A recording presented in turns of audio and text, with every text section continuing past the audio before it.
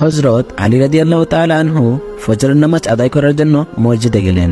এদিকে হযরত ফাতেমা রাদিয়াল্লাহু তাআলা আনহা অত্যন্ত জ্বর থাকা অবস্থায় ঘরের সমস্ত কাজ শেষ করছেন। আলী রাদিয়াল্লাহু তাআলা আনহু মসজিদ থেকে ফিরে এসে দেখলেন হযরত ফাতেমা রাদিয়াল্লাহু তাআলা আনহা কাঁদছেন। আলী রাদিয়াল্লাহু তাআলা আনহু প্রশ্ন করলেন, হে ফাতেমা, তুমি কাঁদছো কেন? ফাতেমা রাদিয়াল্লাহু তাআলা আনহা কোনো উত্তর না দিয়ে তখন আরো জোরে জোরে কাঁদতে লাগলেন।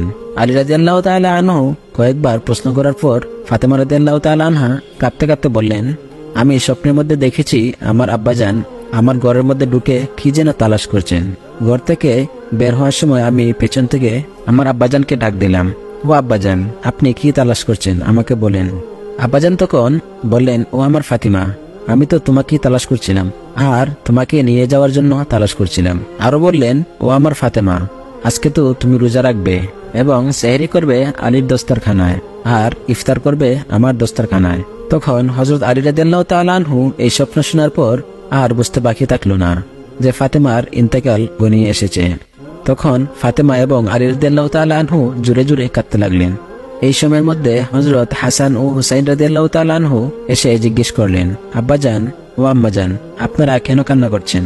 মা ফাতেমা রাদিয়াল্লাহু তাআলা আনহু উনার একটি অভ্যাস ছিল, যখন হাসান হুসাইন তাদেরকে কোনো কাজ বিরক্ত করতেন তখন দুজনকে নানাজানের কবরের কাছে যেতে বলতেন।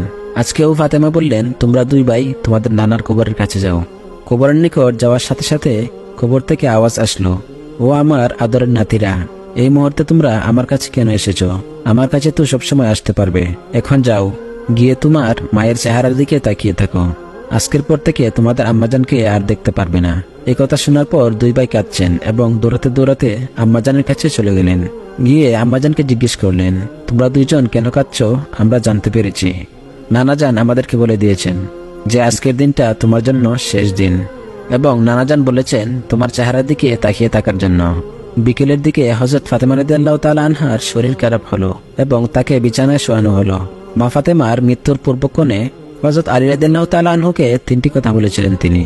এক নম্বর, ও আলী, আমার প্রথম কথা হচ্ছে, যেদিন থেকে আমি আপনার ঘরে এসেছি ওই দিন থেকে আমি আজ পর্যন্ত আপনাকে অনেক ধরনের কষ্ট দিয়েছি।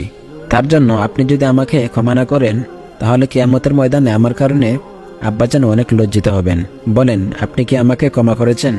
আলী রাদিয়াল্লাহু তাআলা আনহু বলেন, হে ফাতেমা, তুমি এগুলো কি বলছো? আমি তোমার যোগ্য ছিলাম না। তোমার আব্বাজান দয়া করে মেহেরবানি করে তোমার হাত আমাকে দিয়েছিলেন। বিয়ের দিন থেকে আজ পর্যন্ত আমি আলী তোমাকে ঠিকমতো দুবেলা খাবার খাওয়াতে পারি নাই। ও ফাতেমা, তুমি বলো, আমাকে তুমি ক্ষমা করছো কিনা? তুমি যদি ক্ষমা না করো তাহলে আমাকেও কিয়ামতের দিন কঠিন শাস্তি ভোগ করতে হবে।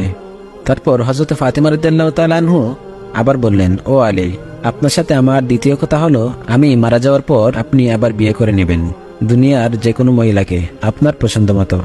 আমি আপনাকে অনুমতি দিলাম। আর আমার বাচ্চা দুটিকে সপ্তাহে একদিন অন্তত আপনার কোলে নিয়ে ঘুমাবেন। আমার তৃতীয় কথা হলো, হযরত হাসান হুসাইন রাদিয়াল্লাহু তাআলা আনহা যখন বড় হবে তখন তাদের দুই ভাইকে আল্লাহর রাস্তায় সুপর্দ করে দিবেন এবং আমাকে রাতের বেলায় দাফন করবেন। তখন হযরত আলী রাদিয়াল্লাহু তাআলা আনহু বললেন, তুমি নবীর মেয়ে, আমি সবখানে খবর দিয়ে তোমার দাফন করব, এতে সমস্যা কি? হযরত ফাতেমা রাদিয়াল্লাহু তাআলা আনহু বলেন, আমার কাফনের উপর দিয়ে সবাই অনুমান করবে নবীর মেয়ে কতটুকু লম্বা ছিল, কতটুকু স্বাস্থ্যবান ছিল, এতে আমার পর্দার ভঙ্গ হবে। মা ফাতেমার মৃত্যুর পর তার লাশের খাটিয়া বহন করার মানুষ মাত্র ছিল 3 জন, হযরত আলী রাদিয়াল্লাহু তাআলা আনহু এবং ছোট হাসান ও হুসাইন রাদিয়াল্লাহু তাআলা আনহু। হযরত আলী রাদিয়াল্লাহু তাআলা আনহু ভাবছেন যে লাশের খাটিয়া বহন করার জন্য আরেকজন লোক প্রয়োজন হবে, তাহলে এই 4 জন 4 কোনায় কাঁধে নিতে পারবে। এমন সময় হযরত আবু যর গিফরি রাদিয়াল্লাহু তাআলা আনহু এলেন ও খাটিয়ার কোনা বহন করলেন। হযরত আলী রাদিয়াল্লাহু তাআলা আনহু প্রশ্ন করলেন, হে আবু যর, আমি তো কাউকে বলিনি, তাহলে আপনি জানলেন কিভাবে? তখন হযরত আবু যর গিফরি রাদিয়াল্লাহু তাআলা আনহু বললেন, আমি আল্লাহর রাসূল সাল্লাল্লাহু আলাইহি সাল্লামকে স্বপ্নে দেখেছি। তিনি আমাকে বললেন, হে আবু যর, আমার ফাতিমার লাশ বহন করার জন্য লোকের অভাব, তুমি তাড়াতাড়ি চলে যাও।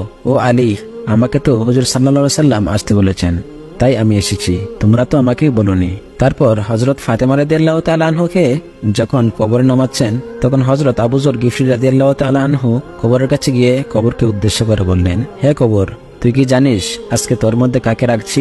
উনি হচ্ছে জান্নাতের সকল মহিলাদের সর্দার। তখন হযরত ফাতেমা রাদিয়াল্লাহু তাআলা আনহুর কবর থেকে কোনো আওয়াজ আসলো না। তিনি আবার বললেন, উনি হাসান হুসাইনের আম্মাজান। এবারও কোনো আওয়াজ আসলো না। তারপর তিনি আবার পুনরায় বললেন, উনি হচ্ছেন হযরত আলী রাদিয়াল্লাহু তাআলা আনহুর স্ত্রী। তারপরেও কবর থেকে কোনো আওয়াজ আসলো না। তিনি আবারও বললেন, এটা দুজাহানের বাদশার মেয়ে, খবরদার বেয়াদবি করবি না। আল্লাহ তাআলা তখন কবরের জবান খুলে দিয়েছেন। কবর বলল, আমি অন্ধকার ঘর, আমি সাববিচ্ছুর ঘর, আমি এমন একটি ঘর যার মধ্যে কোনো বংশ পরিচয়ে কাজ হয় না। আমি দুজাহানের বাদশাহ মেয়েকে চিনি না। আমি হযরত আলী রাদিয়াল্লাহু তাআলা আনহুর স্ত্রীকে চিনি না। হাসান হোসেনের আম্মাজানকে চিনি না। আমি জান্নাতের মহিলাদের সর্দারিনী কেউকেই চিনি না। আমি শুধু চিনি ঈমান এবং আমল। আমার মধ্যে যদি কেউ ভালো আমল নিয়ে আসেন, তাহলে আমি কবরে জান্নাতের বিছানা বিছিয়ে দিব। আর যদি কেউ খারাপ আমল নিয়ে আসে, তাহলে আমি কবরের দুদিক থেকে এমন জোরে চাপ দিব, আর মাংস এবং মাটি একসাথে মিশিয়ে একত্রিত হয়ে যাবে। আল্লাহু আকবার। মানুষ জন্মালে মৃত্যুবরণ করতেই হবে, এটাই তার নিয়ম। মৃত্যু কখনো ধনী এবং গরিব দেখে না। প্রত্যেক মানুষকেই মৃত্যুর স্বাদ গ্রহণ করতে হবে। তো বন্ধুরা, এটাই ছিল আমাদের আজকের ঘটনা। যদি ভালো লাগে তাহলে অবশ্যই লাইক করবেন এবং শেয়ার করে দিবেন। ধন্যবাদ।